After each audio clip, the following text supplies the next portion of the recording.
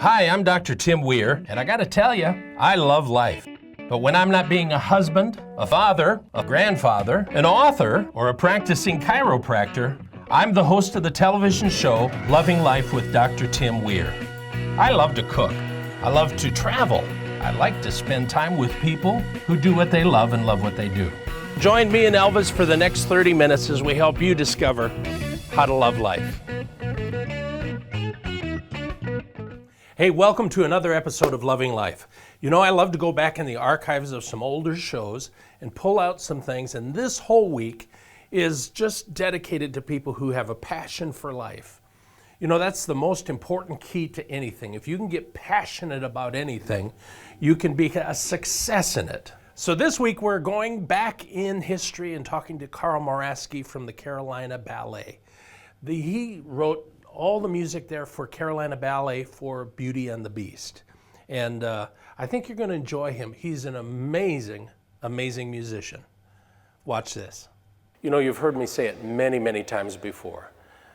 I believe your greatest gift that you have from God is your ability to create, whether that's music, art, whatever it may be. And I'm with Carl Moraski here at Carolina Ballet. Carl, good nice to meet you. Now, you know, I play keyboard, but I've heard you play a little bit here, and so I'm just going to kind of stand here with you. When did you start playing? It's interesting the way you open up, because I believe it's a gift, and I started plinking out things when I was about 2. My mom tells the story of her being in the kitchen mopping the floor, and everyone else was at school, and they had an old piano that was left in the house, and she heard "We Three Kings." Oh my Lord.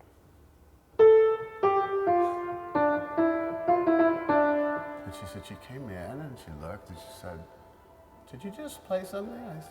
I guess I said, "Yeah." And she said, "You play it again." So I played it again, and she said from there, they realized I had some kind of gift. And I guess when I was about 3 and a half, they took me to a teacher locally. They said there's a lot of young students she takes, and she's real good with the young students. So I went and met with her and started lessons then. And so I've been I don't remember not playing. Now, do you play by ear or? Originally, at 2, I played Yeah. by ear. Yeah. But right away at 3 and a half, you know, she started with music, and she had enough people who had come in with, you know, they call it perfect pitch, Yes. something like this. So you hear something, you can kind of mimic it. So I was studying music to learn to read, but at a certain point, you're cheating all the time. You can't help it. I know. So really what she did was start giving me more and more advanced things for my age. So you couldn't cheat anymore. You can't play. You can't hear that as a kid and say, "Oh, I can play that." Yeah. But simple things you can. So right away I progressed. By the time I'd say probably 14 or 15, I was playing major works. And so, you know, she kind of took me on the fast track. Yeah. And then you started writing. Even way back then, there were 7 siblings. I'm the 5th. Yeah, I'm the 5th. And my mom had a baby when I was about 6. And back those days, you couldn't go in the hospital, and he died before they were able to bring him home. So I had written this little song called "The Littlest Angel," you know, with my little manuscript. And, you know, of course, my parents were moved, and I took it and played it for my teacher, and she was very moved by it. And so even that, excuse me, was kind of an innate gift. Exactly. Again, and it's not something you can claim, I don't think. Oh, that's amazing. Now, you're at Carolina Ballet working on Beauty and the Beast. Yeah, it'll be our 2nd time. It's the first revival. We premiered it 3 years ago, and it was a great experience, and it was a very emotional time. It was really, really a powerful time in my life. They probably want me to try out for the Beast. You're too good looking. God bless you for saying that. So the songs that you write for that, how do you get the? Yeah, it all comes from the same place, as you Yeah. apparently know. But what we did, we spent the summer before, we spent about 2 days. I met up with Ricky Wife's artistic director, at his house, and we watched an old black and white film. First, we had to learn how to tell the story. How do we want to tell it? Right. And decide what characters and what is it going to look like in big picture. and I wanted to do some songs. And my daughter had a great singing voice, and she was a senior in high school then. And I said, Ricky, what do you think about having some songs, just a few here and there? She can be the heart of beauty. And there's a kid, he graduated the year before, I heard in the high school musicals, a bit more of a trained singer, to be the heart of the beast and have some of these emotions while they're dancing just from the pit. And he wasn't that crazy about it, but went along with it. And then I had the idea, I wanted some narration to set it up. And he said, okay, let's go with the narration thing, but how do you want to do it? I don't want another character on stage. I said, well, I have 5 kids. I said, why don't I be the storyteller? And he said, what do you mean? I said, well, I've never done it before. I said, but for the piano, I'll play. I can do the overture, I'll do the setup, just have a little head mic. And he said, well, what? And then I start writing a script for it, and I remember just saying, I love a great story. And that's how it starts, And this is one of my absolute favorites. I'm gonna chill now thinking about it. I've done it since then. And I share about it. It's a story of love, it's a story of redemption, and all these things, and just one, it's a really beautiful parallel to a lot of things in life, which are important to me. Yeah. And boy, it was very powerful, and it worked. And we didn't even know 3 weeks before, I think, how we're gonna end it. You know how it ends. Right. But it was right after my brother actually passed away. I was at the church where I work, and my wife was in the office trying to find tickets to go home and stuff. And I said, I want to end it like it started. The same lyrics, and I brought it into Ricky. And said, how could I have been so foolish? Why did she send her dad to get the rose? Now, why did she go there? Why didn't she go back to save the beast? She stayed home. How could I have been so foolish again? Those lyrics just came back. I'm like, wow. I said, what do you think? He goes, I like it. That's all Ricky can say. So, yeah, it was really, I feel as it was inspired work. And, exactly. I'm pretty proud of it. Sometimes we look at people and you can hear singers who don't have the depth behind them and the emotion behind them because they haven't gone through things. Right. Yeah, that's and true. So I'm looking forward to seeing the actual production and seeing it on stage. Awesome. Thank you so much for taking time to be with me it's today. great meeting. Hey, it was great going back and talking to Carl. What an amazing musician. Those dancers are absolutely fabulous. Remember this weekend, Beauty and the Beast, the movie is coming out. It's actually the story of my marriage. My wife, Beauty, married to the Beast. Don't change the channel because we got a whole lot more coming up. I'm going to be back with my good buddy, Marty Young from WQDR. Hey, we're back. I'm going to be talking with my buddy, Marty Young. Marty, the one-man party from WQDR. Absolutely incredible early morning show every morning, every weekday morning on QDR. Love this guy. Just an amazing guy on the radio. And what a nice guy. Let's watch. Well, we are here at Country Connection. Great store, by the way. I love this store. I literally could lose all of my money in this store, quite possibly. Go ahead and tell them that. I'm with Marty Young. Marty, you're on WQDR. That's right. Q Morning Crew every Monday, Monday through Friday, 5 to 10 morning show. Rocking it on the way to work in the mornings. Who's your favorite artist? Eric Church is mine. I'm definitely on that new rock outlaw. Eric Church, Brantley Gilbert, Josh Thompson, Justin Moore, Jason Aldean. That's just push it right to the limit, limit, that's me. I need the hard stuff for sure. Now, how did you get into it? For me, it was a little bit of luck and a little bit of the man upstairs. I actually came to Curtis Media Group, and when I didn't know they had a second story. They did up there. Yeah. Oh, okay. Came to Curtis Media Group and literally applied for a job that I was glad I didn't get.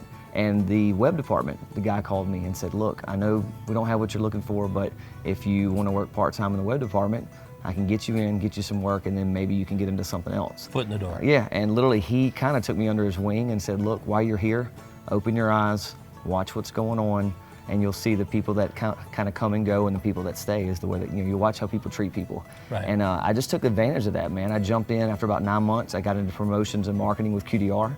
And after doing that for about a year, Mike Wheelis, who's on the morning show, him and I got to be good friends, and he started letting me do stunts with the morning show. and that kind of got a little bit of on air, foot in the door, and then after that, Lisa McKay, who's our program director, asked me if I wanted to try some weekend stuff. And then so I was doing promotions and then the weekends, and then luckily enough, the night show came open from 7 to midnight, and I worked that for about a year and a half. And then we had someone leave on the morning show with Mike, and they asked me if I would step down for the summer and work on the morning show until they could fill the spot. Wow. And luckily enough, they never asked me to leave. So mornings it is. That is so awesome. It was definitely a blessing, because I really don't think I could do anything else. I'm not the kind of person to be behind a desk. I have to have that creative outlet, so this is it for me. There's nothing else I want to do. And that, you know, I think that's sometimes hard for people to understand who are behind a desk, because they get their energy from doing that. Exactly. And you get your energy from doing... Exactly. I knew in college, it took me forever to figure out what I wanted to do as far as a major. And to be honest, that's probably why I was on the 5-year plan. Yeah. Because I didn't know. I had to take Yeah. all core classes, and finally I ended up getting a degree in advertising with creative writing. And with what we do, if you got the creative in you, then you know it can take you to a whole nother level. And then you have to love the music. If you don't love the music, you can't get by in this business. So what do you do when you get up in the morning to prepare for what you're getting ready to do? We usually get there pretty early in the morning. We look at a lot of prep services. We look at a lot of celebrities, you know, news. I mean, the CMTs, the GACs, the TMZ.com, you know, everything with the news. You got to know what's going on with your artist. I'm definitely, it's kind of funny, and my co-partners, Janie and Mike, will tell you, I'm not a morning person, but I work on a morning job. Isn't that weird? Yeah, I'm a night owl. And even if I've gotten 3 or 4 hours of sleep, knowing I need to go to bed at 8 o'clock at night, I'm gonna be up till 11. So I try to get in. They'll definitely will tell you that I'm not probably there as early as I should be, but we get in there and we all sit down and we plan the show the day before. So we always at least walk in knowing, you know, what we're supposed to do. Yeah. But when you get in that morning, things could change. I mean, you could leave the station having a whole show planned, and by that afternoon, if stories break, I mean, prime example, the Jason Aldean story, you know, when it broke that he possibly cheated on his wife, people want to know about that. So, you know, you have to make sure you're up to date with what's going on. You can't be stuck a day behind. It's amazing. It's crazy. It's constantly changing. Because I mean, during the show, you could be having one thing and something breaks, and you've got to go another way. But of course, we get to do the fun stuff, the parody songs, and making fun of things, and just cutting up, and you know, talking about our daily lives and what's going on. So, you know, I tell our audience all the time, you got to do what you love and love what you do. Exactly. And if you don't do that, your whole life is going to be just miserable. yeah, the money thing, man, it's the same way. I would do this. You know, you're right. I mean, you can't say it any better than that. I mean, I can walk out the door knowing that this is the greatest job, and there's days that I'm exhausted and tired, and I have to, you know, you have to sit there and check yourself and go, man, you're doing something that you love, and there's not a lot of people that get to do that. So you need to thank your dang blessings every day because you're getting to do it. I mean, you gotta, even on the worst days, you gotta realize that you're getting to do something you love so much. It's awesome. So because of that, because you're doing what you love, and I can tell, I mean, you just like wiping me out with energy here. You guys have just won a major award. We did. We definitely a godsend, and just, you know, lucky and fortunate and happy. You have the two academies. You have the Country Music Association and you have the Academy of Country Music. And luckily, our station QDR has won the ACM 2 years in a row. Well, not 2 years in a row, twice. And then we've won the Country Music Association Award for Station of the Year, so 3 times. But our morning show just won Broadcast Personalities of the Year. So that's the large market across the nation Broadcast Personalities of the Year. And in our business, that's about as good as you can get, as high as you can get for a show. And the 3 of us, I mean, we're still in awe. We haven't left for Nashville yet. And we literally were talking about it this morning. Like, you realize we get on a plane in a couple days and we're going to Nashville, and we still haven't let it sink in. But we're all, I mean, for me, it's just like the crown jewel. I'm so thankful. Like, I don't even know what to do. Like, I don't even know how to talk about it. It's just when we get there and that award's in our hands, and you're standing on a stage at all these guys, you know, years and years before you in country music, legends, and you're right there in that small group. That's just an amazing feeling. I have a feeling radio stations all over the world, their morning people are talking about you guys on their shows. I don't know about that. Oh, yeah, sure I don't know about that. Probably not saying very nice things. Yeah, probably not. Probably not. Like, I hope it's us next year, not y'all. We've done that. In truth. Listen, it's awesome talking to you. Awesome knowing you. Thank you, man. Keep doing what you're doing. Keep loving life. Appreciate you having me out. So, Marty Young, listen to this. CMA, ACM award-winning DJ, as well as winning Best Broadcast Personality of the Year. You gotta love him, man. Love country music. Great roots in this country, and just some great music. Don't change the channel. We'll be right back.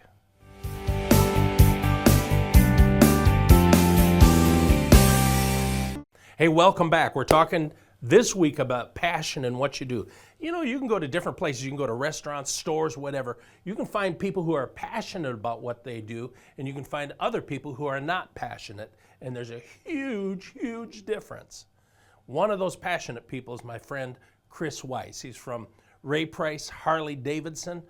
He loves what he does, and it shows. I'm telling you, the guy is passionate about life and passionate about his job.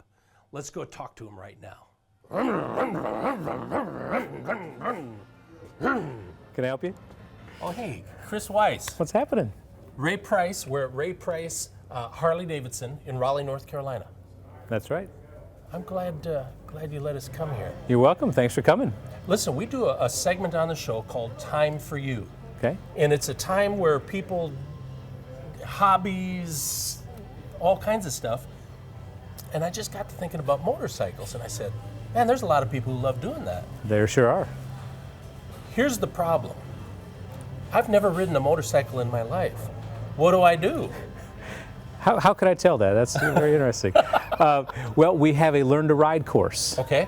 You can sign up and take a class. It's from Thursday to Sunday, and it's a couple classroom sessions, a couple days out on the range, we call it.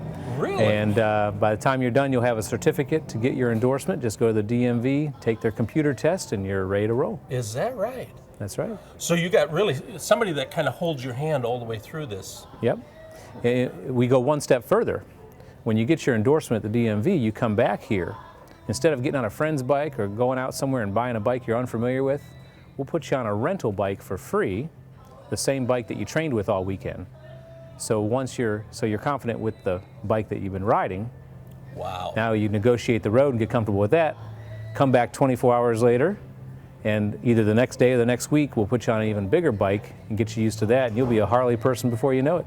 Now let me ask you this about just safety on bikes. Right. Because you hear a lot of people say, well, they're not safe. Right. Well, there's no seat belts. Yeah, you want to wear your helmet, but you have to know what other people are doing, and that's what the class teaches you. A lot of Okay. safety elements to keep you safe, to understand how and where to ride safe, to ensure you're going to be having a good time.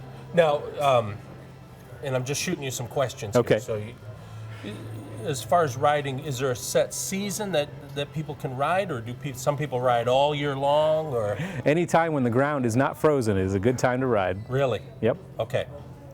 So how often do you like getting on them and riding? Well, in the normal warm season, I'll be on almost every day. Really? Yeah. You ride to work? I ride to work. In fact, up until this past winter, I rode every day, even through the winters. And you know, my daughter was driving my car. It was a problem. So Oh, yeah. See, yeah, so I toughed it out. You It was didn't have good. a choice. No, but I earned my stripes, I think, doing that. So it's a lot of fun. Now, I've had some patients who actually take their bikes out to like Colorado or whatever and then ride back. Oh, sure. So there's all kinds of riding programs and Yeah, people can ride their own bike anywhere they want, or they can go with a company who will actually transport their bike, and they can ride out in the fun places and then transport the bikes back. They fly back, and it's all on your bike. Lots of fun. Yeah. I would imagine there's nothing like riding out on the open road with the wind blowing on you. Yeah. Yeah. So- It's like a dog with his head out the window, I think is how some people describe it. Really? Yep. Well, listen, we're going to just take a look around. I understand Okay. here there's a museum. There is a Legends of Harley Davidson Racing Museum. Yeah. Okay. Let's talk about him just a little bit, Ray. Right. What's the history there? Well, the history is Ray has been a drag racer all his life, and that's where his love for motorcycles really came into being, and he's set world records all throughout his career, and he raced up and through his 66th birthday he was racing. Wow. And but now they have another rider, younger rider, who's on the bike, but Ray is there with the bike all the time. Oh, I bet. With the race team, they travel all over the country. They're still setting world records. We got the fastest Harley Davidson drag bike right now, in fact, non-aspirated, without forced air going into it. So Really? Yep. That's awesome. Yeah. So if you're in the Raleigh area and you want to come by here and check this out, it's really an awesome place. I've never been in here before. I've driven by it, Cool. but never seen it before. It's an awesome place, so you need to stop in here. look Chris up because he can help you out here. Thanks All right. for laying Thanks, it Tim. down. Thanks for coming by. See you. All right. See ya. Life is all about passion. And whether it's cooking, baking, singing, dancing, selling stuff, traveling, going places, motorcycle riding, whatever it is, you got to be passionate. You got to let that life come out of you, and that's what life is all about. Stay tuned, we got more coming up. Hey, life is all about passion. It's all about doing the things that you love and love what you do. I wrote about that in my book, Mastering the Art of Success. Wrote it with Les Brown. Les was married to Gladys Knight from Gladys Knight and the Pips. Mark Victor Hansen wrote all the Chicken Soup for the Soul books. A lot of good information in here, how to succeed, how to be successful, how to have a passion in life. I'm going to give this to you if you'll come by my office on Falls of the News. You don't even have to stop in and spend a whole lot of time with me. I would like to shake your hand and thank you for watching the show. In fact, by the way, that tells me something. If I'm out and I see you and you see me outside somewhere, if you're shopping and you see me, please stop me and talk to me. I love talking to people who watch the show. It's all about loving life. Please join me on Facebook, join me on Twitter. If you go to our website, drtimweir.com, there's links to all those different places that you can go join me at. I love doing what I do. And I want you to love life. I want you to enjoy it. I want you to become passionate about what you do too. So until next week, keep loving life.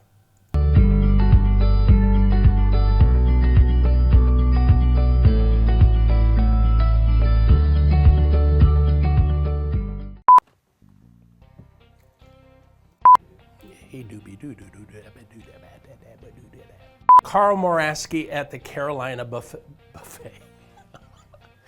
I love a buffet.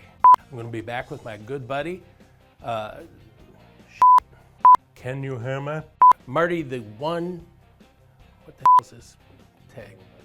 Come by my office on Falls. I forgot where I work. Join me on Facebook, www.drtim. More of that jazz.